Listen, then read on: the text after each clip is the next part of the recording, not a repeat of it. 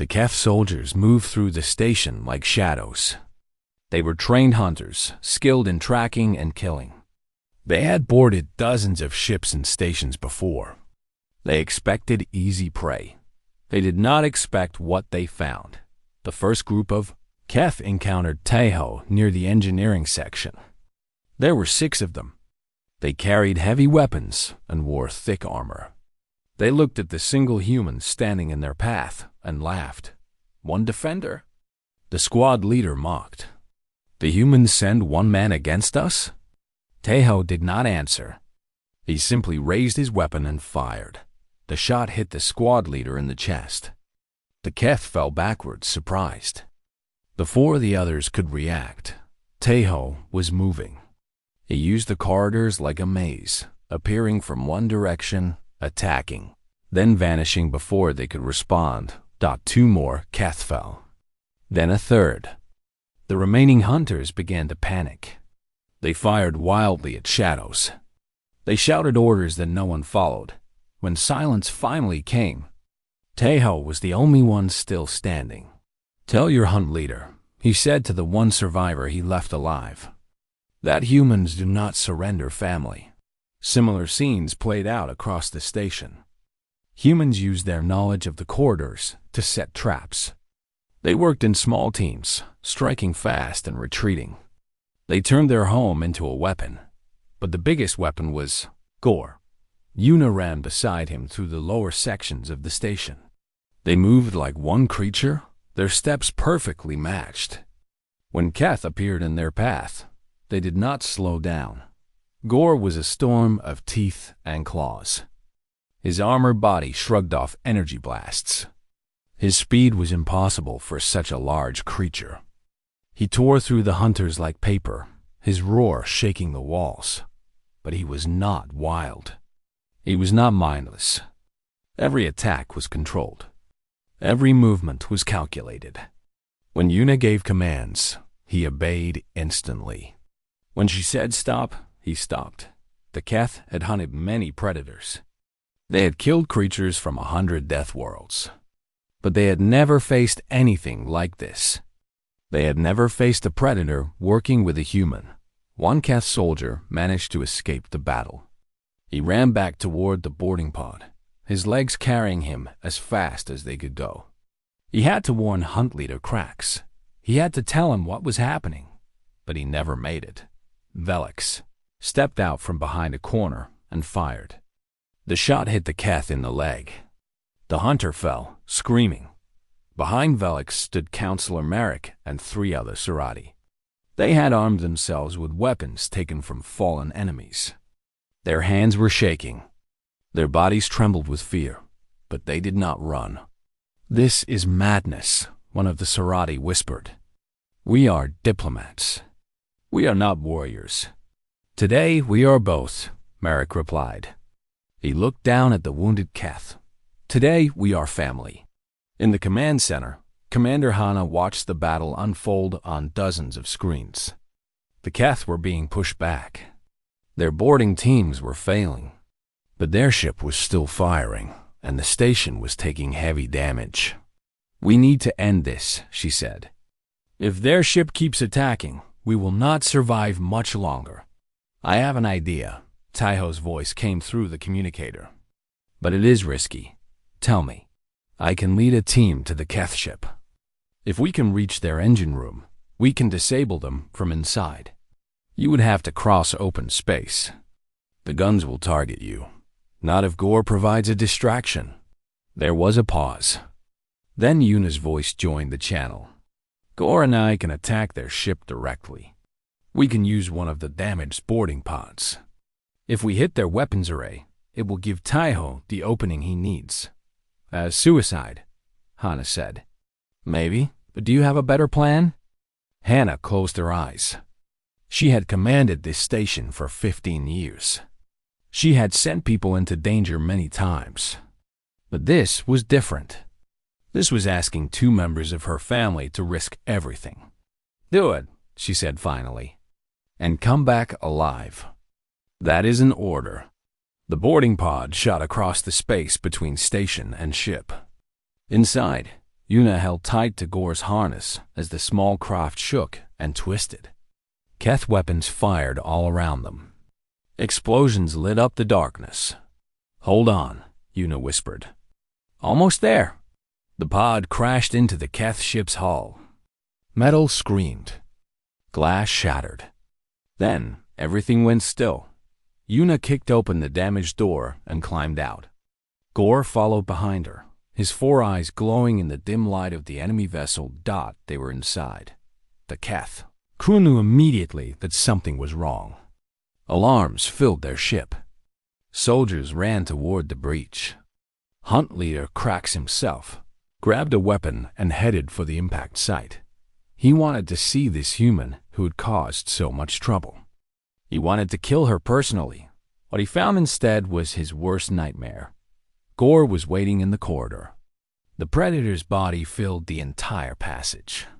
His mouth was open, displaying rows of teeth stained with the blood of fallen hunters. His eyes locked onto Krax with cold intelligence.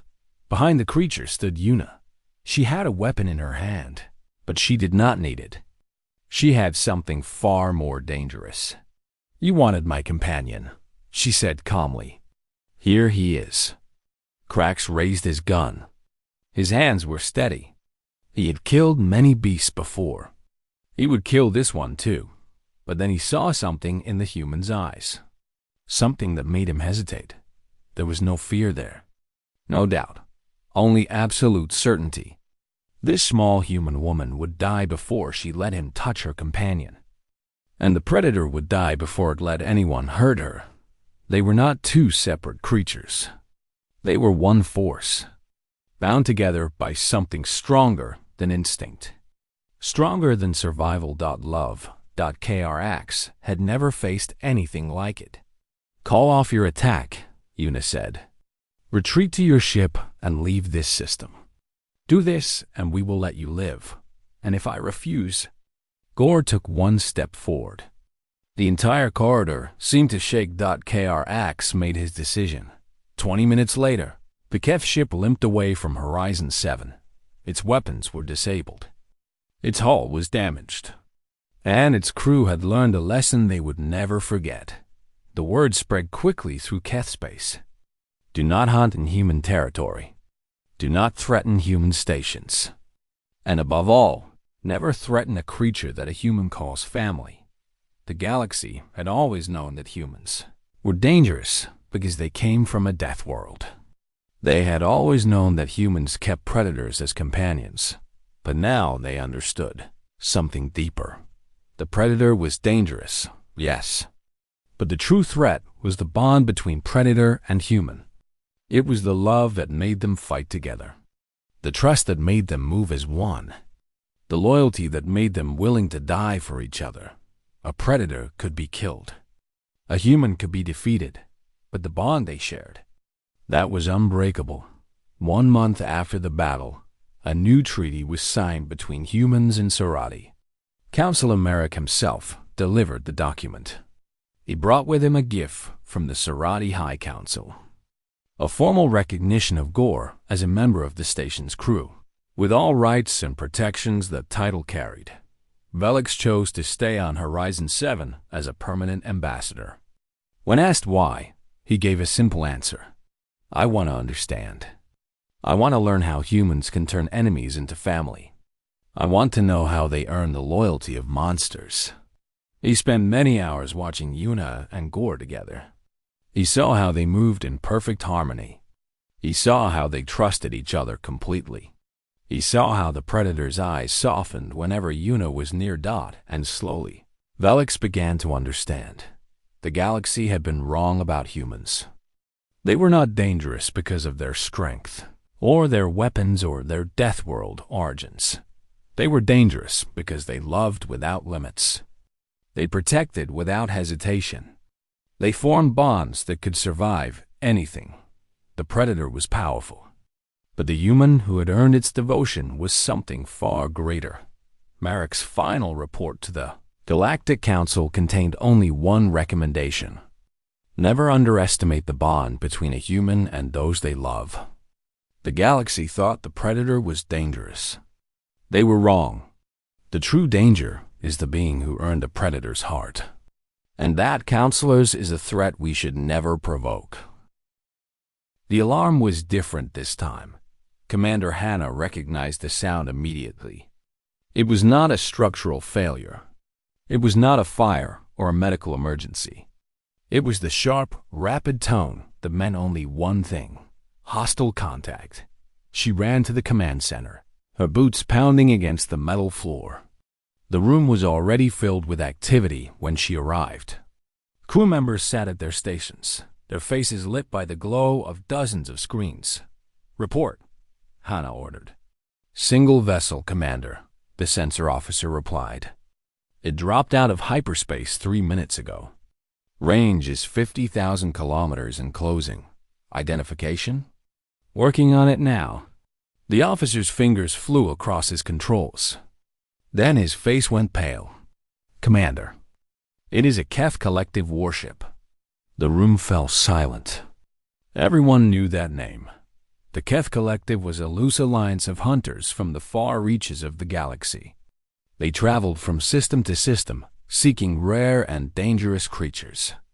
They killed for sport. They collected trophies. And they did not care who got in their way. What would they want here? Tejo asked. He had entered the command center just behind Hannah. "I think we both know the answer," Hannah replied quietly.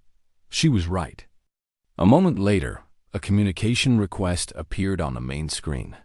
Hannah nodded, and the image of a Keth appeared before them. The creature was covered in dark scales. Its face was flat and wide, with 2 small eyes and a mouth full of sharp teeth. Scars covered its body like badges of honor. This was a hunter who had killed many times. "Human station," the Keth said. Its voice was rough and cold. "I am Hunt Leader Krax. I have tracked a valuable prize to your location. You will surrender it to me." "I do not know what prize you mean," Hannah said calmly. "Do not play games with me, human. I have followed the scent of a Varl Deathstalker across 3 systems. My scanners show it is on your station. Give it to me, and I will leave in peace." Hannah's expression did not change. "The creature you speak of is named Gore. He is a member of my crew. He is not for sale." Cracks made a sound like grinding rocks. It might have been laughter. "I did not offer to buy it. I said you will surrender it. There is no negotiation. Then we have nothing more to discuss." The Keth's small eyes narrowed. "You would risk your station for an animal? You would risk the lives of everyone aboard?"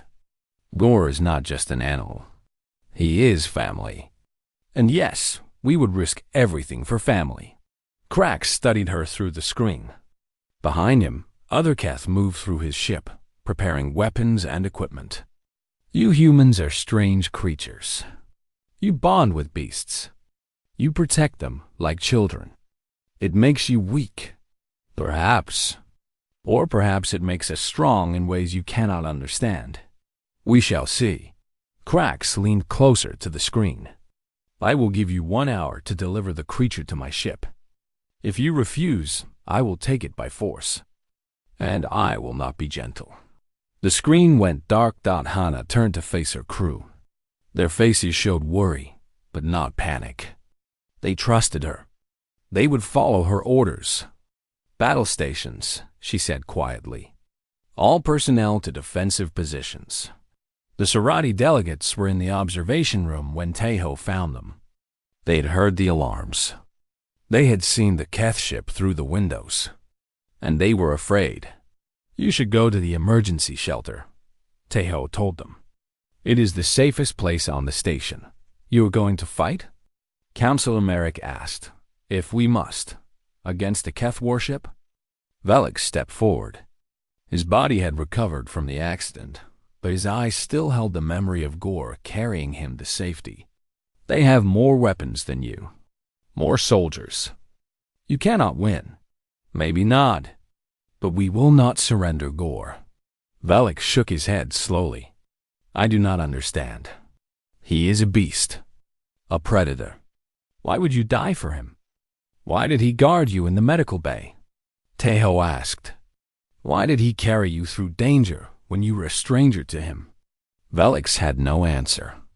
War is part of our family, and families protect each other, even when it is dangerous, even when it seems impossible. The command center filled with reports as the hour passed. Crew members moved to defensive positions throughout the station. Engineers prepared emergency systems. Medical staff readied for casualties. And in her quarters, Yuna prepared Gore. She checked his claws, his teeth, his eyes. She whispered to him in low tones, telling him what was coming. The predator listened carefully. His 4 eyes were focused and alert. He understood. They want to take you, Yuna said softly. They want to kill you for sport. I will not let that happen. Gore made a deep rumbling sound. It was not fear. It was readiness. I know you can fight. I know how dangerous you really are. But please, be careful. I do not want to lose you. The predator pressed his massive head against her chest. Yuna wrapped her arms around him as best she could. They stood like that for a long moment. Human and beast. Family. When the hour ended, Krax's voice filled the station speakers again. Time is up, humans. Where is my prize? Commander Hannah responded from the command center. Gore stays with us. Leave now, and there will be no conflict. Then you have chosen death. The Keth ship opened fire. The station shook as the first shots struck its shields. Alarms screamed. Lights flickered. But the humans did not panic. They had trained for this. They were ready. Return fire, Hannah ordered. Target their weapon systems. The station's defense guns came to life. Bright beams of energy lashed out at the attacking ship. Some shots hit. Some missed. The battle had begun. In the observation room, Counselor Merrick watched the fight through the window. The Keth ship was taking damage, but it was also giving damage. Holes appeared in the station's outer hull. Fire spread through distant sections. They cannot win, he said quietly. The humans cannot win this fight. No, Velix agreed. They cannot. But he felt something strange in his chest.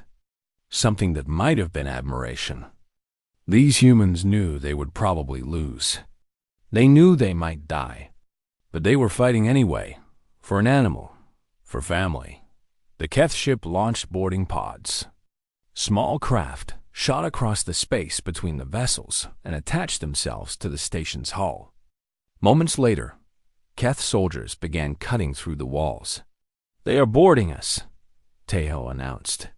He had joined the Sarati in the observation room. Get to the shelter. Now, what about you? Merrick asked. Tejo checked his weapon. For the first time, Velix saw that the security chief was carrying a gun. I have a job to do. He left without another word. The station shook again. More alarms joined the chorus. Somewhere in the distance, Velix heard the sounds of fighting. Energy weapons, screaming, and underneath it all, a deep, thundering roar. Gore had joined the battle. Counselor Merrick stood very still. He had spent his entire life believing that humans were strange but harmless. He had thought their bonds with predators were foolish and dangerous. Now he was watching them die for those bonds. And he was not sure what to feel. They are going to lose, Velix said again. Perhaps, Merrick replied. But they are not losing alone. Look. Through the window, Velix saw something he would never forget. A small group of Sarati crew members were running toward the fighting. They had weapons in their hands. They were going to help the humans defend the station. They were afraid. Everyone could see that. But they were going anyway, because sometimes fear was less important than doing what was right. The explosion came without warning. One moment, Velix was standing in the observation deck, looking out at the stars. The next moment, The floor shook violently and alarms began screaming throughout the station. Red lights flashed from every direction. The sound of tearing metal filled the air. "What is happening?" he shouted around him. The other Sarati delegates were already running toward the main corridor. Fear drove their long legs faster than thought. They had been told this station was safe. They had been promised that no harm would come to them. Now those promises seemed empty. Commander Hana's voice came through the station speakers. "Attention all personnel. We have a structural failure in Section 5. Hull breach detected. All non-essential crew move to safe zones immediately." Velix followed the other delegates down the corridor. But the shaking grew worse. The lights flickered once, twice, then died completely. Emergency lights came on, casting everything in a dim red glow. "This way," one of the delegates shouted. "The main corridor is this direction." They ran, but they did not get far. A massive door suddenly slammed shut in front of them, cutting off their escape route.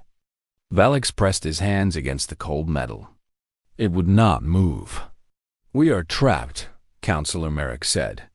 His voice was calm, but his eyes showed fear. "The emergency systems have sealed this section." "Then we must find another way out," Velix replied. But there was no other way. The corridor behind them was filling with smoke. The walls around them groaned with stress. And somewhere above their heads, they could hear the terrible hissing sound of air escaping into space. "Life support is failing," Merrick observed.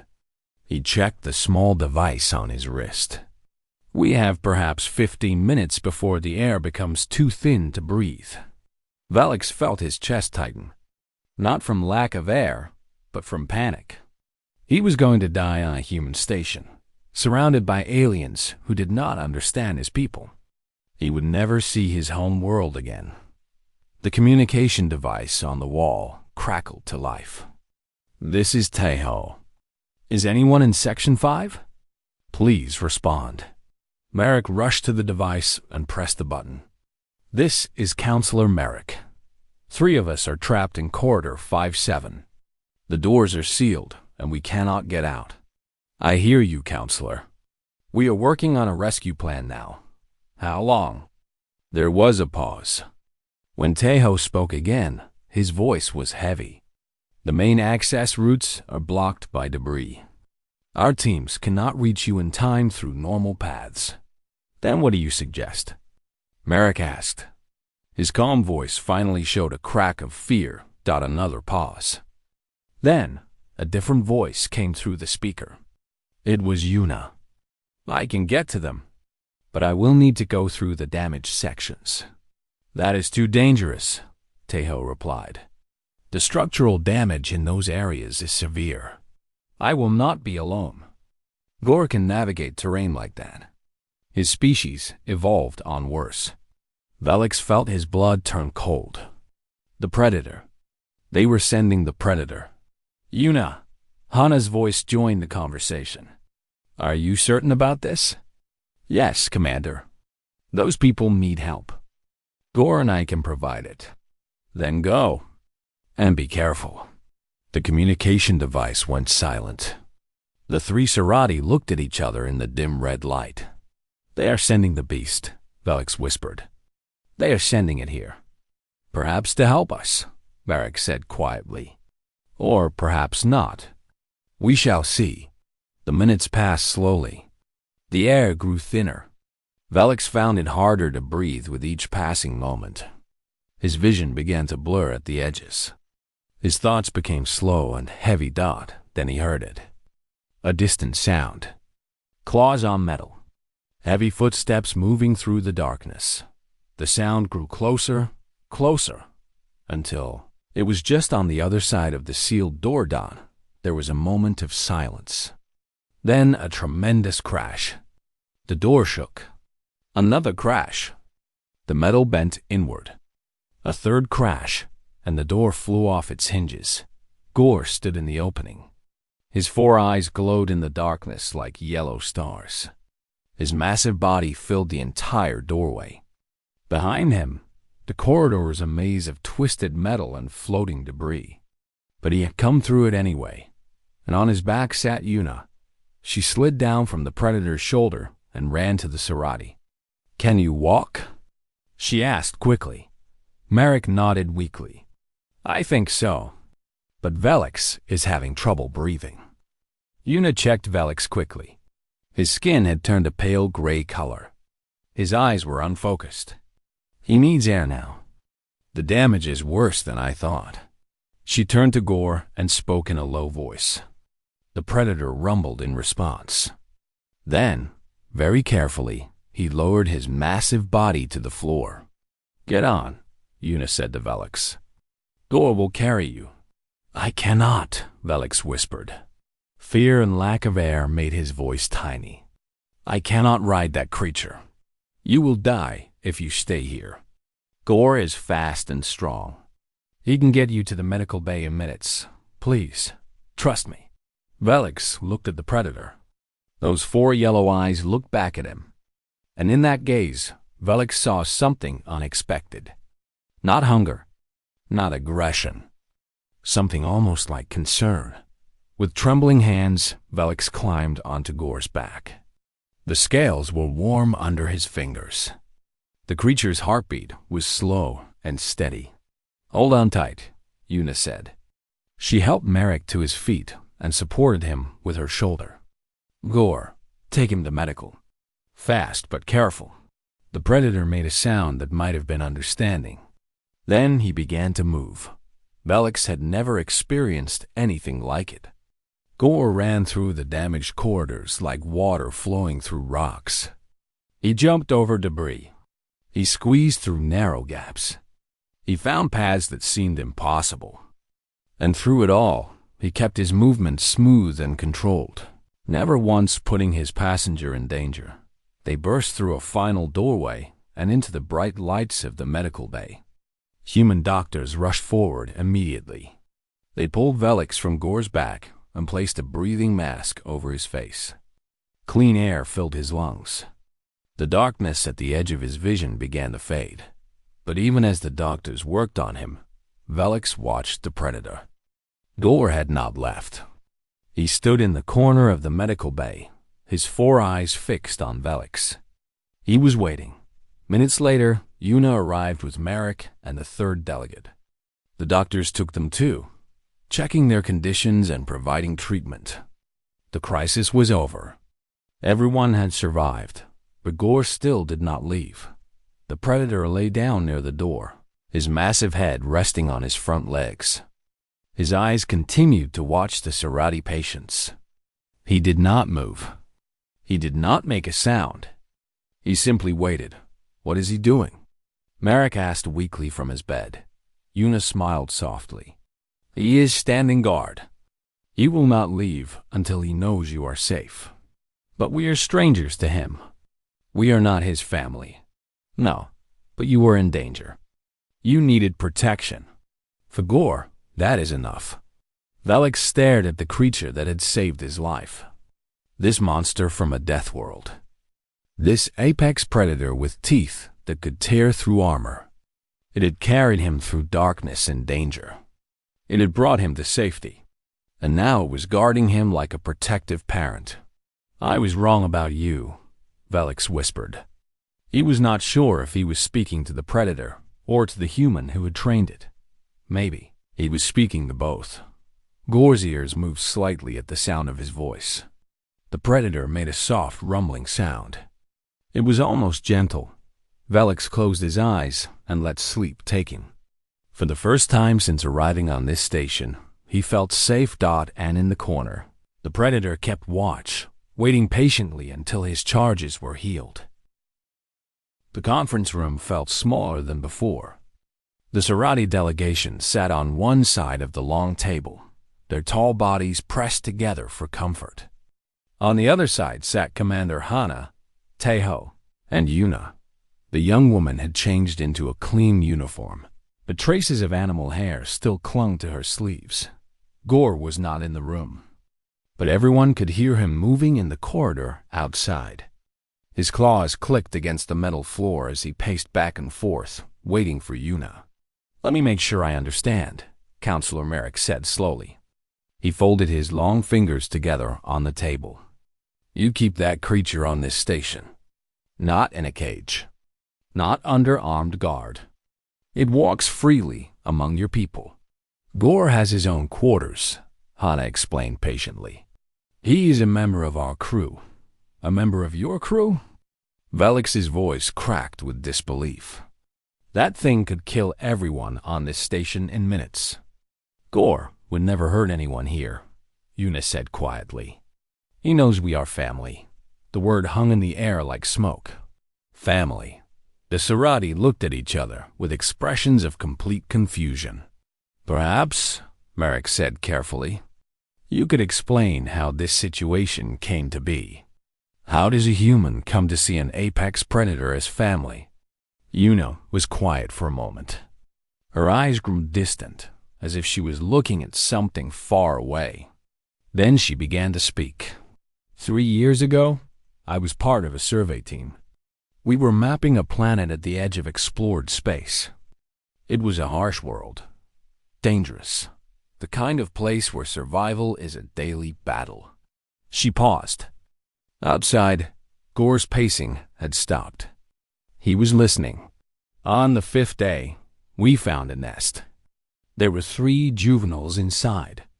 They were young, maybe only a few months old. Their mother was dead nearby. She had been killed by a larger predator. "And you took one of the young creatures?" Merrick asked. "I took the only one still alive." Yuna's voice was soft. The other 2 had already died from their wounds. Gore was barely breathing. He had deep cuts on his side, and his front leg was broken. Any reasonable person would have ended his suffering. But you did not. "No, I did not." Velix leaned forward. "Why? Why would you save a predator? Your own survival would have been easier without it." Yuna looked at him directly. Her eyes were steady and clear. "Because he needed help. Because he was in pain. Because I could do something to ease his suffering." The Serati did not understand. Their faces showed only confusion. "I carried him back to our camp," Yuna continued. "I cleaned his wounds. I set his broken leg. For 2 weeks, I slept beside him, keeping him warm, feeding him by hand. The rest of my team thought I was crazy." "They were correct," Velix muttered. "Maybe, but something changed during those weeks. Gore began to trust me. When he was strong enough to walk, he followed me everywhere. When danger came, he protected me. When I was sad, he would press his head against my hand." Yuna smiled at the memory. "By the time the rescue ship arrived, we were bonded. Leaving him behind was not an option." "This is madness," Velix said. He stood up from his chair, his thin body shaking. "You brought a Death World predator onto a space station. You let it roam free. You call it family. Do you not see how dangerous this is?" "I see how it appears to you," Yuna replied calmly. "But you do not know Gore. You do not know what he is capable of." "I know exactly what he is capable of. Those teeth could tear through armor. Those claws could cut through steel. Yes, they could." Yuna's voice did not change. "And yet, last month, one of our engineers had a baby. Do you know what Gore does when he sees that baby?" Velix stopped. He did not want to know the answer. He lies down on his belly and makes himself as small as possible. He lets the baby climb on his back and pull his ears. He makes a soft purring sound to help the baby sleep. That cannot be true. I have recordings if you wish to see them. Counselor Merrick raised his hand to stop the argument. "In our culture," he said slowly, "predators are enemies. We have spent thousands of years building walls between ourselves and the creatures that hunt us. We do not bond with them. We do not trust them. We destroy them." "I understand," Hana said gently. "Many species feel the same way. It is a reasonable response to danger. Then why do humans not share this response? Hannah thought for a moment before answering. Because we have learned that strength is not the only thing that matters. Love matters too. Trust matters. Connection matters. You cannot love a predator, Velix insisted. It will turn on you eventually. It is in its nature. Then you do not understand nature as well as you think, Una said. Thor has had many chances to hurt me. When I sleep, he could kill me with one bite. When I am distracted, he could attack without warning. But he does not, because our bond is stronger than his instincts. The room fell silent. Outside, Gore began pacing again. His claws made a steady rhythm against the floor. This bond you speak of, Merrick said thoughtfully. It is not like owning a pet? No, Gore is not a pet. He is not property. He is a companion, an equal partner. He chose to stay with me just as I chose to stay with him.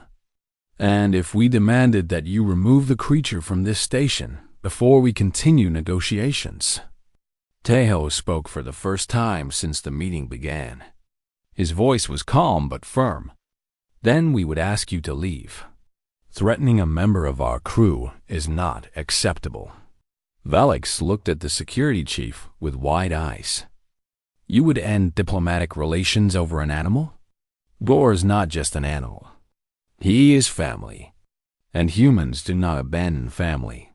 The word settled over the Serati like a cold wind. They had come to this station expecting to negotiate with reasonable beings. Instead, they had found something they could not explain. Humans who kept predators as companions. Humans who valued an animal's life as much as their own. Humans who would choose loyalty over politics. Counselor Merrick made a small note on his recording device. His hands were steady, but his mind was racing.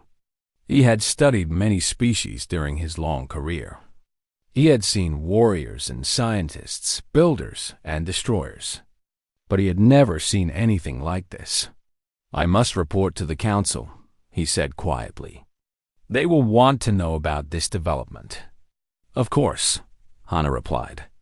Take whatever time you need. Merrick stood and walked toward the door.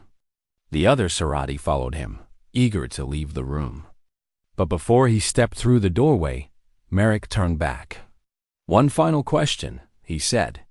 If the galaxy were to see your people as a threat because of this bond you share with predators, would you change your ways?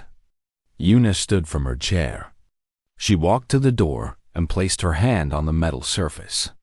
On the other side, Gore pressed his massive head against the same spot. No, she said simply. We would not. Councilor Merrick nodded slowly.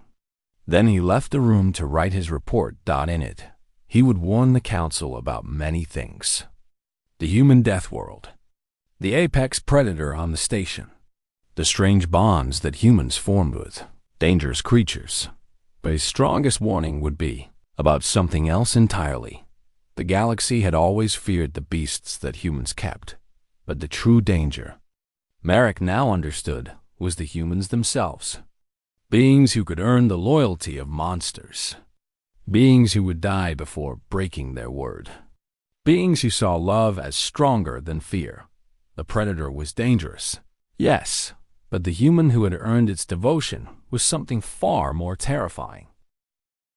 The Serati delegation moved through the corridors of Horizon 7 like leaves carried by a nervous wind. Their tall, thin bodies seemed to fold in on themselves with each step. Their large eyes darted to every shadow, every sound, every movement that the human space station made around them. Velix walked at the front of the group. He was the chief diplomat, chosen for this mission because he was considered brave among his people.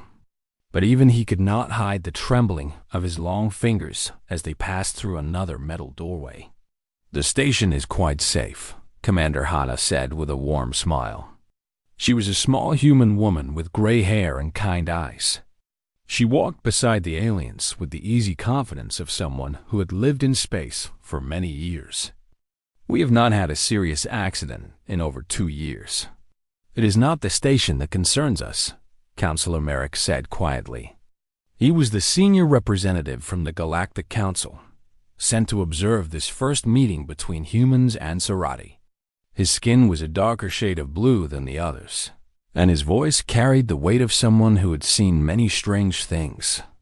It is what lives inside it. Anna's smile did not change. I assure you, Counselor, our crew is very friendly. We have read the reports about your species, Valak said. His translator device made his words sound flat and mechanical. You come from a death world, a planet where everything tries to kill everything else. Your ancestors were predators. We prefer to think of ourselves as survivors, Hana replied. The tour continued through the station's main sections. The Serati saw the medical bay, the research labs, the communication center. Everywhere they went, humans smiled at them and offered greetings. The aliens nodded politely, but kept their distance. Tejo joined them near the engineering section. He was the station's head of security, a tall man with broad shoulders and a calm face. He wore a simple uniform with no visible weapons, which surprised the Serati. On their worlds, security officers carried guns at all times. Welcome to Horizon 7, Tejo said with a small bow. I hope your journey was comfortable. It was adequate, Valix answered. He studied the human carefully. You are responsible for safety on this station. I am, and you carry no weapon? Tejo smiled gently. I find that weapons often create problems instead of solving them. But do not worry. If danger comes, I am ready. The Serati exchanged worried looks. A security chief without a weapon. It was another sign that humans were very different from other species in the galaxy. The group moved toward the cargo bay. Hannah was explaining how the station handled trade goods from dozens of different worlds, when a loud alarm suddenly filled the air. Red lights began to flash along the walls. Velix jumped backwards so quickly that he nearly fell. The other Serati grouped together, their thin bodies shaking. What is happening? Counselor Merrick demanded. Hannah touched her communication device. Control, this is Commander Hannah. What is the alarm? A voice crackled through the speaker. Commander, we have a containment alert in Cargo Bay 7. The door seal has failed. Containment? Velix's voice rose high with fear. What are you containing? Before Hannah could answer, a sound echoed through the corridor.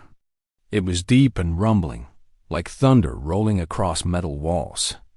The floor beneath their feet seemed to vibrate with each pulse of the sound. That, Counselor Merrick whispered, does not sound like cargo. Tejo was already moving. Stay here, he said to the delegation. I will check the situation. We will come with you, Merrick said firmly.